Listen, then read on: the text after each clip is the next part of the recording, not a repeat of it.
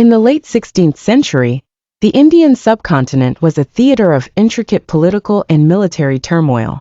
The Mughal Empire, under the rule of Emperor Aurangzeb, relentlessly sought to expand its influence in southern India. Among the targeted realms was the Kingdom of Bijapur, a formidable Islamic sultanate founded in 1490, which flourished on the Deccan Plateau. The Kingdom of Bijapur was established by Adil Shah following the disintegration of the Bahmani Sultanate. Over the decades, Bijapur experienced periods of cultural and architectural prosperity, particularly during the reign of Sultan Ibrahim, Adil Shah II, 1580 to 1627, who was a significant patron of the arts and architecture. However, by the mid-17th century, the kingdom began to confront increasing political and military challenges. Conflict with the Mughal Empire became inevitable. In 1686, Emperor Aurangzeb resolved to launch a military campaign against Bijapur to extend the boundaries of his empire. At that time, Bijapur was ruled by Sultan Sikandar Adil Shah, who struggled to maintain unity within his realm due to external pressures and internal divisions. Aurangzeb led a massive army towards Bijapur, capitalizing on the internal strife and betrayal among some nobles within the kingdom.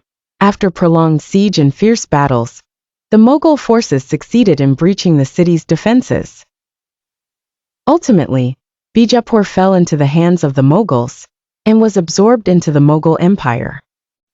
The night casts its shadows over a remote village, where only the melodies of the wind play between the ancient trees.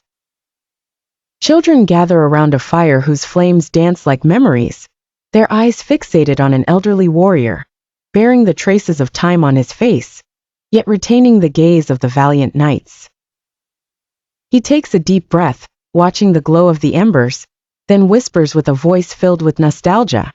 There was a man who never bowed, even when the entire kingdom did. His name was Rustam Khan. The children's eyes widen and breaths are held. Who is this man? How did he resist? And how did he fall?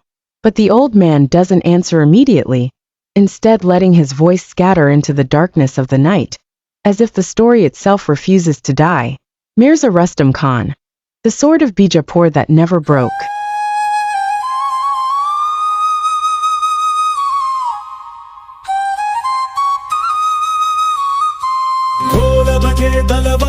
चमके ढोल बजे तलवार चमके रुस्तम रुस्तम रण में दमके रुस्तम रुस्तम रण में दमके घोड़े दौड़े आंधी गरजे घोड़े दौड़े आंधी गरजे धरती कांपे बिजली चमके धरती कांपे बिजली चमके.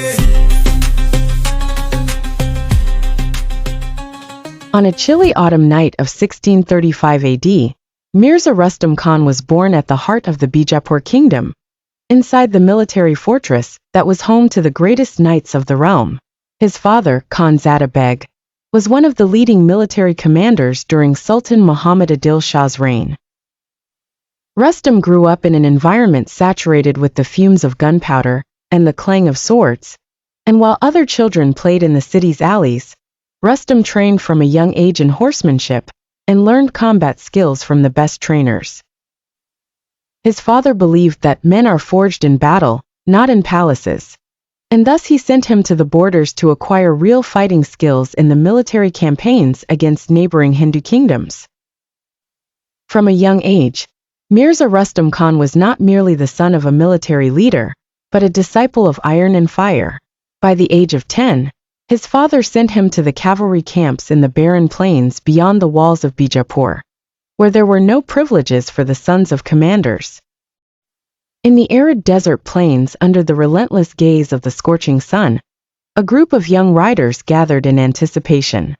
Their mentor, the austere Barsa Khan, stood before them, his voice carrying over the whispering winds. Today, only those who reach the other side of the river shall be counted, and any straggler shall be deprived of food and water for 2 days. The challenge was to mount their steeds and cross the sprawling sand dunes, reaching the river. Determined, the riders bolt forward, but the treacherous sands betray them, swallowing the hooves of their horses and causing many to fall. The relentless sun poured its fiery glow upon their backs. Yet Rustam was different. Instead of jumping straight into the race, he chose a side route along the rocky path, where the ground was firm and unslippery, giving him an unexpected edge. Upon reaching the riverbank, he faced no hesitation like the others. Without a second thought, he spurred his horse, leaping into the violent waters, holding the reins with one hand, while using his sword with the other to clear away rocks and debris, preventing them from becoming obstacles. A perilous moment awaited him before reaching the river, as he encountered a lone lion cub surrounded by wolves. Despite the urgency of the race, Rustam's compassion did not falter. He charged, scattering the wolves, scooping the cub safely. When he finally reached the opposite bank, he turned and looked back, finding 3 of his comrades nearly drowning. Without a moment's hesitation, he leapt back into the river, saving them one by one, hoisting them onto his stead.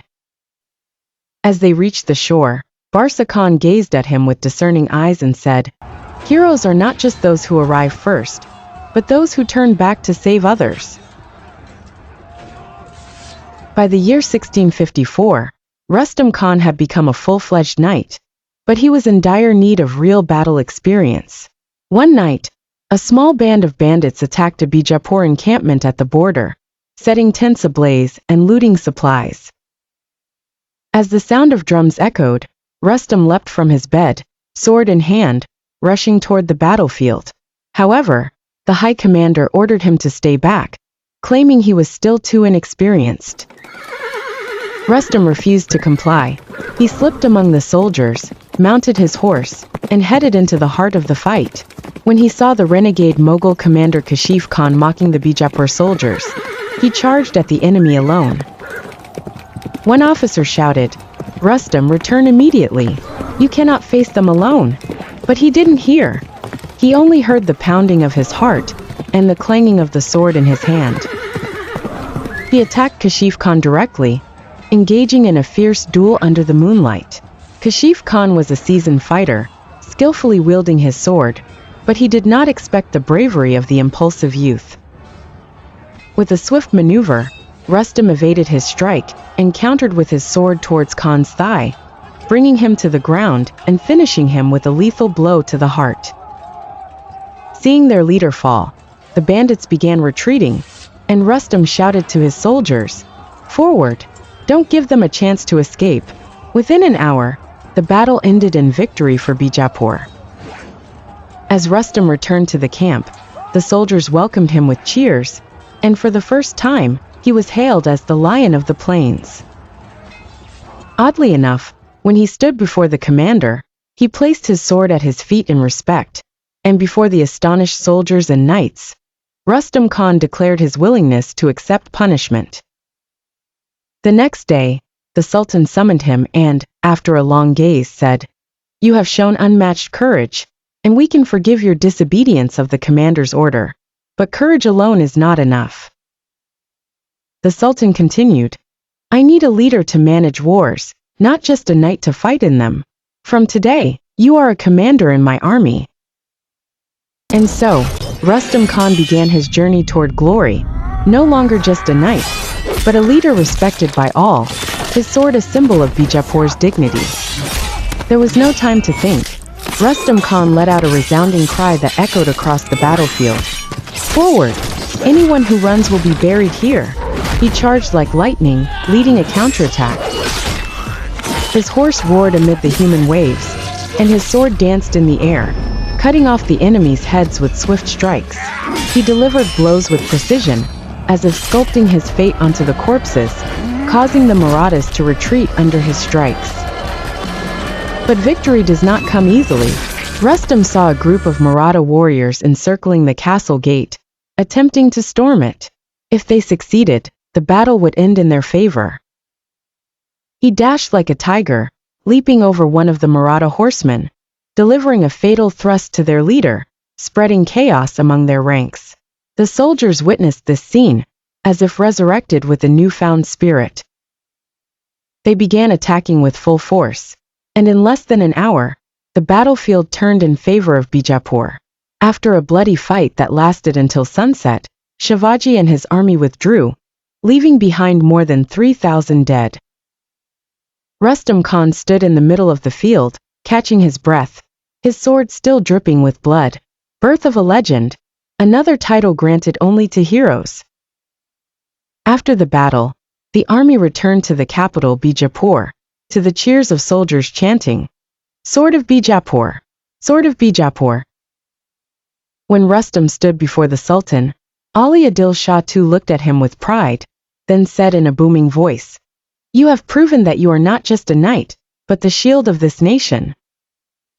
From today, you are the royal knight's commander, and the unbreakable sword of Bijapur." From that moment on, Rustam Khan was not just a young warrior, but a legend told by men, a name feared by enemies. In the heart of Bijapur, under the luxurious facade, a threat brewed more dangerous than any Mongolian cavalry. It was the treachery among the courtiers, those silken-tongued men with treacherous hearts. Sultan Saifuddin Adil Shah sat upon the throne of Bijapur, a monarch in name alone, surrounded by luxury and intrigue, blind to the looming storm. Among his closest advisors was Khandir Khan, a smooth talker with great influence, but also the covert arm of Emperor Aurangzeb. While the Mughal armies advanced like a dark tide toward Bijapur, the kingdom's defenses crumbled, not from artillery, but from the very orders within the palace. In the council hall, Rustam Khan stood up against the idea of appeasement, his voice resonating like a drumbeat.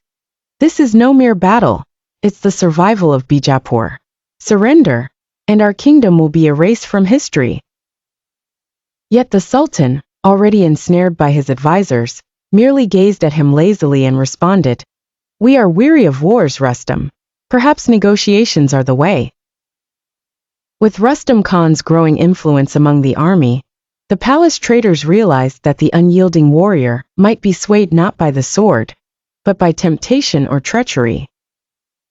On a serene Bijapur night, Rustam's chamber buzzed with whispers and lights. A bewitching dancer from the Sultan's harem, with eyes like midnight and a voice laced with enchantment, approached him. She whispered, "Why battle against a world that refuses your victory? You can rule this land. Aurangzeb values heroes. He'll make you the governor of Bijapur if..."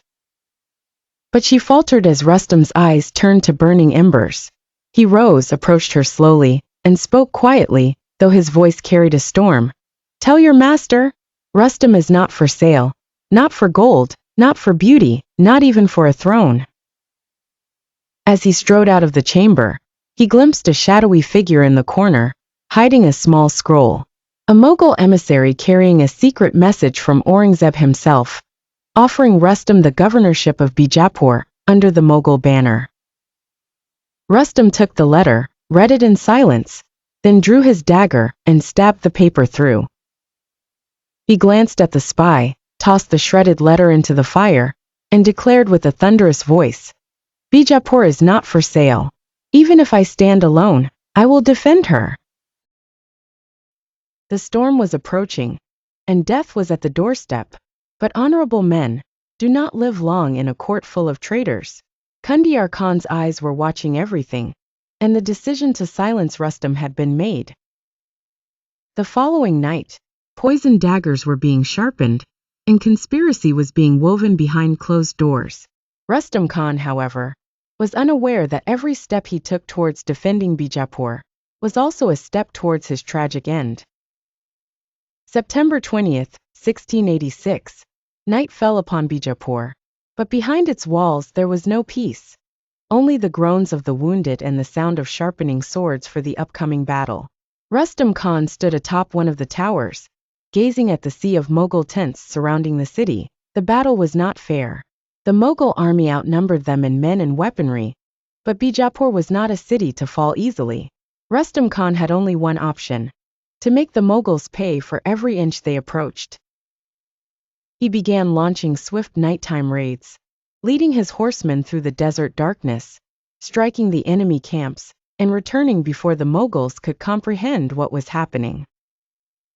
His tactics struck the Mughals in their weak spots, cutting their supply lines, burning ammunition depots, and instilling fear in the hearts of their soldiers. Even the senior Mughal commanders began to whisper in their tents, "Who is this ghost that fights us in the dark?" But inside, another war was being waged, a war fought not with swords, but with cunning and betrayal. September 28th. The walls still stood firm, but the enemy was not only outside the gates. Suddenly, amidst the escalating fires of battle, the deadly blow struck. Kandiyar Khan, the man who vowed to protect Bijapur, withdrew his forces without warning, leaving the northern front completely exposed. In moments, the Mughal army surged like waves, destroying gates and penetrating the city. In the royal palace, Sultan Saifuddin Adil Shah watched from his balcony, hands trembling and eyes brimming with tears, understanding at that moment that his crown was no longer of value. Rustam Khan, however, had no time for grief or blame. He raised his sword and shouted to his soldiers, "No time for regret. The city will not fall without a fight." In the alleys and streets, Bijapur transformed into a fiery hell. Rustam knew that the end was near, but he was not a man to flee from destiny. He gathered the last battalion of knights, looking at them with eyes aflame with determination. "Forward, men! We will not grant the enemy this victory easily." And they charged. It was a suicidal attack, but not without cost. They penetrated the ranks of the Mongols, tore their banners, felled their leaders, and made the ground tremble beneath the hooves of their horses. But even heroes bleed. In the midst of battle, Rustam felt a sharp pain in his chest. He looked down to see a Mongol arrow piercing his armor. He did not fall immediately. Instead, he remained mounted on his horse, fighting with his sword until he no longer had the strength to lift his arm. When he realized his journey had reached its end, he turned to his men, his voice hoarse yet still filled with power. "Fight until the last breath. Do not give the enemy this victory easily." Then he leaned off his steed, and his body fell on the soil of Bijapur, while his spirit ascended with the sound of neighing horses and clashing swords. The city falls, but the legend remains. The next day, the Mongols entered the city, drawing the curtain on the Kingdom of Bijapur. But it was not a complete defeat. Rustam Khan's name was etched into the annals of history, not as a leader who lost a battle, but as a man who fought to his last breath, refusing to sell his honor. The legacy of the night. When the legend remains and the traitors are erased, when Bijapur fell under the flags of the Mongols, it wasn't just the land that bled, but the dignity of an entire city. Aurangzeb entered the Sultan's palace, wandering through its corridors, his eyes seeking one thing: Kandiyar Khan, the traitor who paved the way for him. Kandiyar Khan came to the Mongol council with pride, believing he would enter history as the man who surrendered his kingdom without a fight. But he did not realize that betrayal buys only contempt. He sat before Aurangzeb, waiting for his reward, but the Mongol Sultan merely gave him a cold look and said, "He who betrays his kingdom once will betray it 1,000 times. We have no need for a traitor among us." In an instant, Kandiyar Khan's head was struck down. His rolling head in the Sultan's palace did not reclaim Bijapur, nor did it mend what betrayal had broken. In the shattered houses and among the walls that bore witness to the cries of battle, it was not the name of Kandiyar that echoed among the people, but the name of another man, a name never associated with betrayal. In every alley, children would whisper as they looked at the ruins of the city, "Here fought Rustam Khan. Here he stood alone, and he did not flee." His story turned into a song sung by knights, and an anthem whispered by soldiers before entering battles. He was not just a fallen leader, but a legend painted with his blood, and his sword that never broke until the end. No matter how many days passed, and no matter how kingdoms changed, his memory remained in the hearts of the people of Bijapur. For true heroes are not defeated by death, but immortalized in the memory of generations. One night, years after the fall of the kingdom, an old knight sat by a small fire in a remote village, telling the children, there was a man, his name was Rustam Khan, who never betrayed his land. When the throne falls, and the people scream, in the troubled heart of India, The kingdom of Bijapur stood as a towering fortress against the ambitions of the Mughals, ruled by Sultan Ali Adil Shah II, a man of shrewdness but surrounded by wolves dressed in loyalty. Behind the doors of the palace, the enemy was not outside the walls, but creeping in the shadows, whispering in the king's ear, weaving betrayal with threads of gold. And while Aurangzeb's armies crawled slowly, the fall of Bijapur was not a fair war but a stab in the back. Who was the traitor? How was the kingdom sold? And who rose to break this betrayal? When the fires blazed and the cries of the people were heard in the alleys, the question was not about who would fall, but who would remain standing until the end.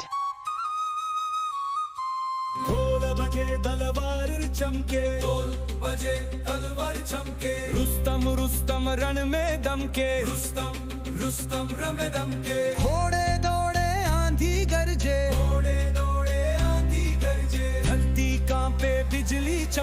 धरती कांपे बिजली चमके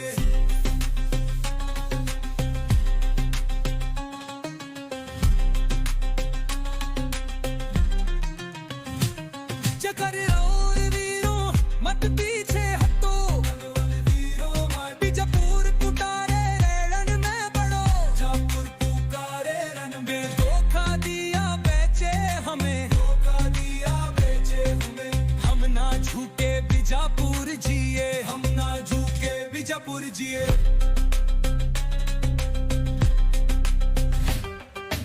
अंधेरी रात खंजर चला